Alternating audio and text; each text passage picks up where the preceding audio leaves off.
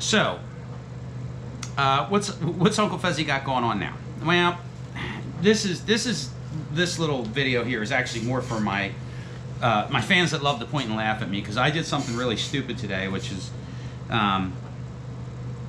hilarious. I mean, it's absolutely hilarious what happened today. Beyond absolutely hilarious. And it's just like par for the course for me for some things, right? So, I built this from scratch on Tinkercad, right? Let's see.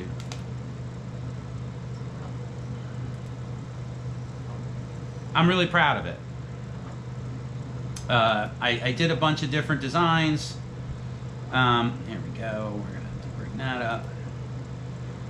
I had a bunch of different designs, right? I designed the whole thing. There's a whole ton of pieces and parts and what have you that goes along with that. It wasn't easy, and it didn't actually come out perfect, but it came out perfect enough for what I want to do with it. You'll never ever see this thing. It is completely and totally and utterly utilitarian piece of equipment. It fits up underneath my router, and it's going to collect all the dust that flies out of my router. I guarantee it'll work. Because I think I've mentioned it before, I've been just shoving I've been shoving a vacuum hose up there for years, and it works like that. And if the whole thing was shrouded in, it would work even better, right? So, I built this. Actually, I should have probably built it in 3 parts, but I built it in 1, which was kind of dumb. But it is what it is, right? So, I needed a way to attach it. I came up with a way to attach it.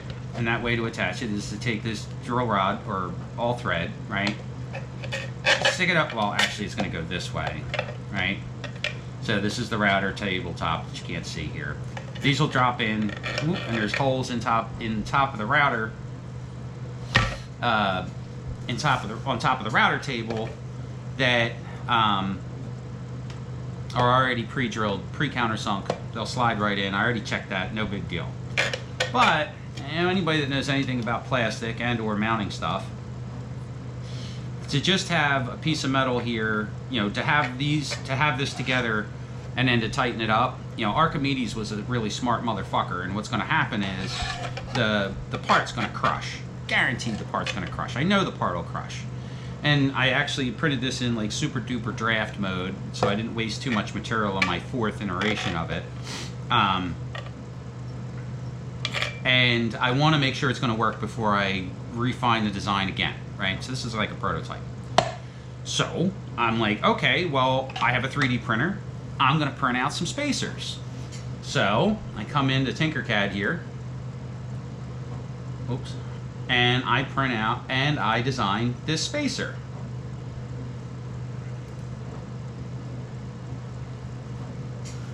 Right? We're not talking rocket science. We're not talking rocket science here, right? It's just literally, it's just a spacer. And I knocked it together in a matter of minutes. Everything was cool. Bing, bang, boom. Send it to the printer. It's fantastic. I love my 3D printer.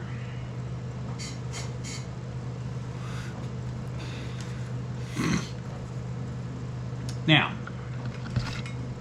I take them out of the printer, and they are obscenely too small. And I'm like, man, these things are way too small.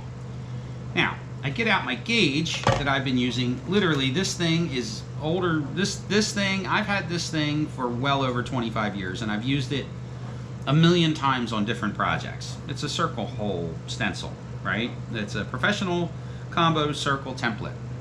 I literally have used this thing a million times. And I had already spec'd out the numbers. So the number for 5/16, which is what I wanted, is .3125. All right, so I type in 3125 in the thing, I get my height, I get the inner dimension. The inner dimension I wanted 1/8 of an inch. So, that's .125. I put the whole thing together, tink, send to the printer. It comes out and they don't fit. And I'm like, what the fuck, man? So I'm like, all right, well, this is 1/8 inch imperial. I go into the slicer settings. It's set for metric. I'm like, okay, well, maybe there's a metric standard diflugally, right? So I print out another one. And it comes out exactly the same. And I'm looking at the numbers on the slicer, and I'm comparing it to my trusty old hole stencil, right? And I'm like, this isn't fucking right. And I get my calculator out. I go search all these different things. Why would it be printing too small? Blah, blah, blah. Typical internet shit. You know, literally, 15,000 different answers, and none of them are anything that I want to hear. Going all the way from, align this to align that, but blah, blah, blah, blah. Then I was like, okay, well, what the hell? I'll just recalibrate it. Because it made a weird clunk this morning when I came out and took this thing off the build plate and went to go print these. It made a weird clunk that I hadn't heard before. Now maybe something got a little wacky, right? Because this is a pretty tall print for that printer. It's still got plenty of room, don't get me wrong. I mean, I could print something this high. All right, so I print these out. They're too small. Well, then I look into the shrinkage factors of PLA and blah, blah, blah, blah, blah, and I'm checking it on my gauge here, and it's too small. I print them out in ABS, thinking that maybe the shrinkage is an issue. Shrinkage, Jerry, shrinkage. Thinking it's an issue, blah, blah, blah, blah, blah. I go grab. This is how pissed off I was. So I grabbed these first, right? So these are cheap Harbor Freight digital calipers, right? And and not for nothing, they're not the greatest in the world. I go grab these. Now these are, I think these are, again, China, made in China, right? And I'm measuring everything, and it's coming up the way it's supposed to be according to the number chart on this thing, right? And I'm looking at it, and finally I have an epiphany, and I'm like, you know what? I wonder if the holes in this thing are the wrong size. Well, god damn it, the holes in the fucking stencil are the wrong size. Alright, well that's, what the fuck? What good is this goddamn thing? I get out my other hole gauge, and I look at that. And I go, no-go gauge, right? So I look at it. Now, again, this is something I bought at Harbor Freight. Well, this was made in Taiwan, but it is what it is. And I go out, and it's like, okay, 5/16. 5/16. Man, fits perfectly, right? I go back to this one. I've owned this literally for 25 years. And I'm looking at it, and I'm looking at it, and I'm looking at it. At the very bottom, pencil allowance on all openings. Well, that's about as useless as tits on a boar hog when you're trying to do a go, no-go gauge. So let's see what we got this time. Oh, and also these were printed too short, but that wasn't the machine's fault. Oh, so the other thing I did was I printed out a 1-inch square cube, right? And I got out both my measuring devices, and I go and check it. I set it at 1 as a go, no go. We're good to go. It's a little small, but we're talking tenths of a thousand. We're talking 10 thou. I mean, we're not even 10 thou, a thou maybe.